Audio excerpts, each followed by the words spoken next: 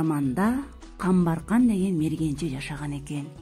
Күндөрдүн биринде аңчылыктан келе жатып, токойдон чыккан мукам үндү угат.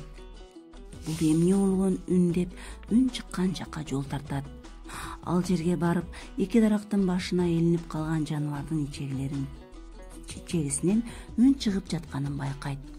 Мына ушул окуядан кийин музыкалык аспап жасап, ага койдун ичегисинен кургатып, кыл тагып, күү чертип баштаган.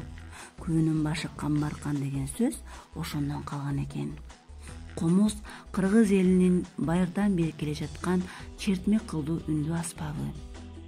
Комузду өрөк, арча, карагайдан алмурут сыяктуу формада чабышып, мойнун ишкертип жасашат. Комуздун түзүлүшү кулактарынан, башы, моюну, кылдары, капкагы, чарасы жана тепкесинен турат. Токтогул Сатылганов, Нурак Абдрахманов, Карамолдо Орозов, Ыбрай Туманов жана башка улуу залкар комузчуларыбыз черткен күйлөр дүйнөгө кыргыз эл аспабын ушул күнгө чейин таанытып келүүдө.